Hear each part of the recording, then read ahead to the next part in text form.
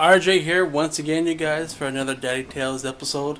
And to answer a few of your questions that the people were asking me, where do I write? Like, what places do I go? What's my motivation? I don't do the Starbucks thing. I don't go out and go drink coffee and write my big screenplay in front of people.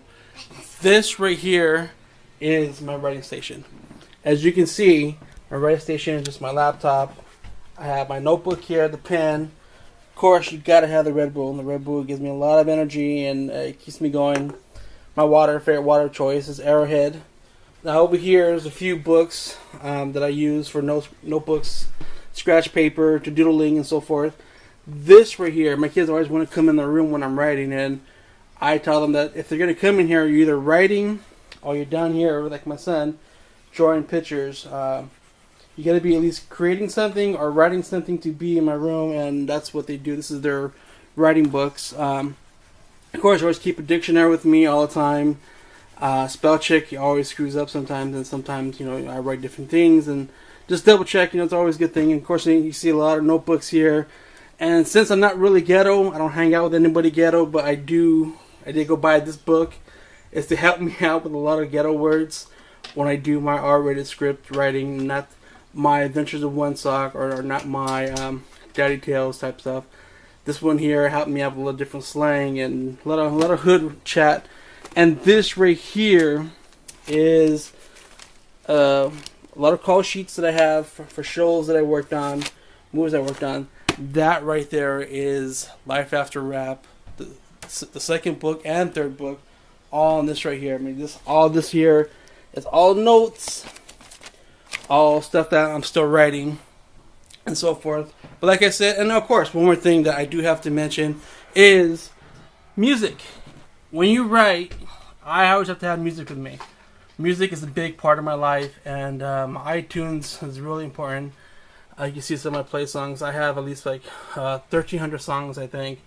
But music, I always have music on when I'm writing. Usually I have my headphones on, but my headphones are broken, so unfortunately I do use my mic on the laptop, or I do also just purchase this actually, which is actually pretty good, a little speaker boom.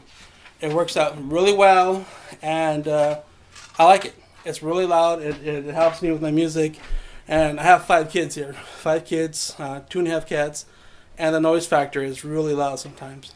If it's not the neighbors, it's the kids, so that little speaker, plug it into my computer, and I'm booming. And of course, my son here has some more pictures for me. It's a good day because it's spring. See? And that I like. See, you see, they always draw me pictures and want me to have more pictures on my wall. When I do my videos, I think that's pretty cool. Every print should inspire the kids to write and draw. Show the food chain of the dinosaurs. Yes, this is his food chain of the dinosaurs right here. My son, One Sock, who read Adventures of One Sock, the book, children's book that I did write. Tell him about the because the sun. This is his food chain right here. The sun gives trees power. No, energy. Energy. I'm sorry. Energy to the trees and plants.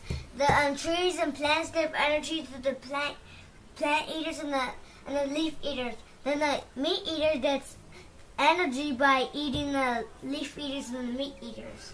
It goes again, again, again. There you go. Circle life, people, right there. I might be a little morbid, but hey, he's creating and he's doing a lot more stuff. I'm sorry, go ahead. Show him the Angry Bird picture. This is his Angry Bird picture that he did draw. It's dead. Means he got lunch. There you go.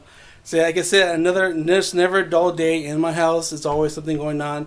And I do encourage my kids all the time to draw pictures or write in their little notebooks. I think all parents should. And summer's coming right now. So summer is the perfect time to get your kids to keep reading and getting out and have fun. People say, it's dangerous to have your kids go outside and play. There's video games. The iPad has a lot of learning stuff. And show him the lake. My son just drew another picture for me. The lake. Which is the lake. He's one who's always coming here. Whenever I'm writing on my computer, he's always in here with me drawing pictures and not really writing too many stories. I'm working out with him right now. But the drawing pictures, like you see the storytelling he just did for this one here, was actually pretty well. I like that. That's pretty cool. Now, another thing that I do want to talk about is the TV show Zombieland, the TV series. So it got canceled after the first pilot. It didn't last too long. Oh, well, obviously it didn't last long. Now, I went to go investigate why this show got canceled. So I went to go check it out on Amazon Studios, which I'm pretty sure you could probably still check out, and to see why the show didn't last. Now, after watching the show, it had a little comedy effect, you know.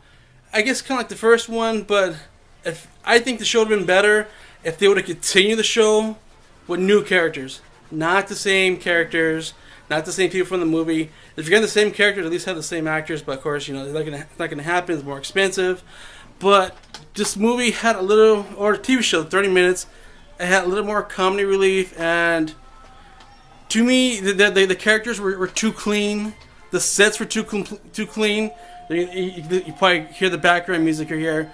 My neighbors, everybody in this neighborhood always barbecues. And today's Saturday, and now they're playing the circus Mexican music, which I'm pretty sure you can probably hear in the background. There's parties here every weekend. Okay, I can't help it. So this is reality. This is my unscripted life, and this is what happens with my neighbors. They play that raunchy Mexican music. What can I say? It's circus music to me. But going back to Zombieland now. Now Zombieland, the sets they're in LA. A lot of them I look really familiar. I worked there before.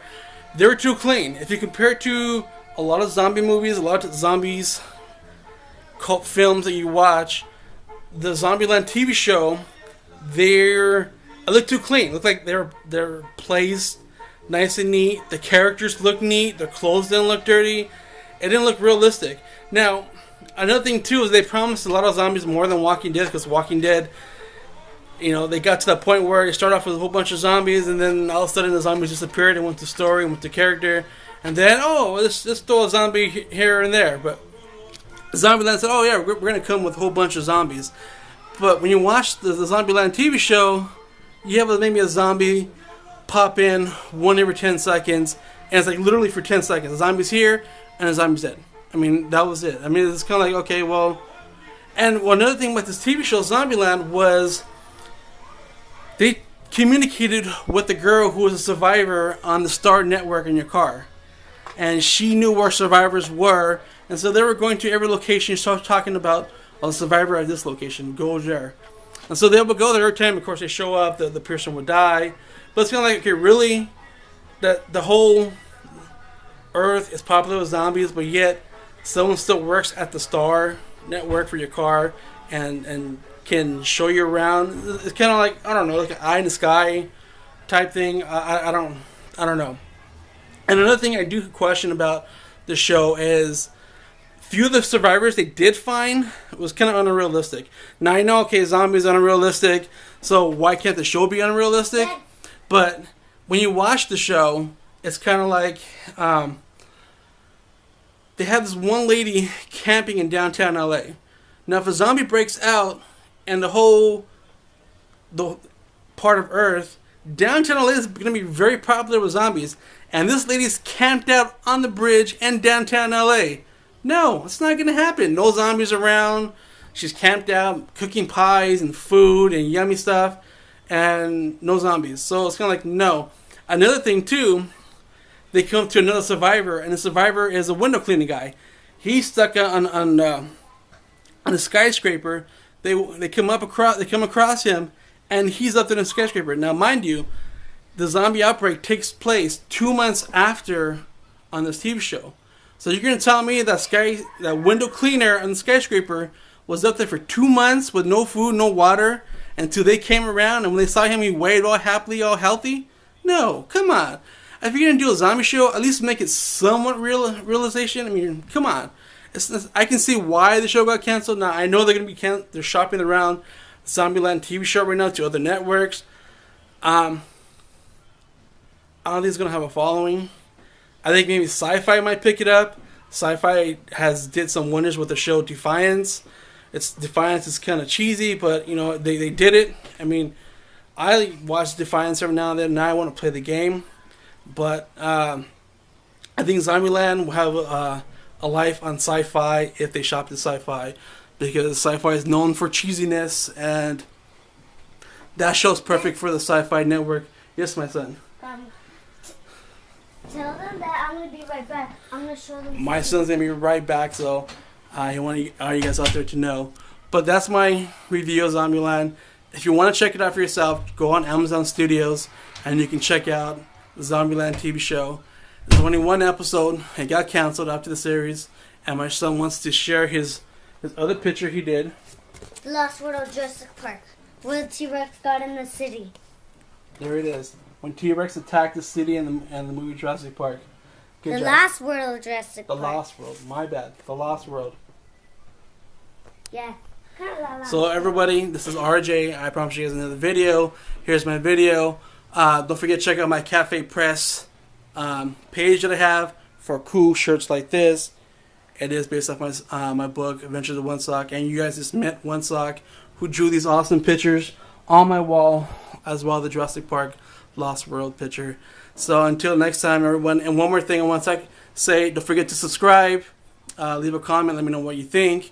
Also, spread the word. I'm here about networking. If you have something you want to promote or you want something seen on the show, let me know. Okay, I'm here. Feel free to let me know your thoughts and so forth. And until then, everybody have enjoyed your weekend. I'll talk to you guys all later. Peace out.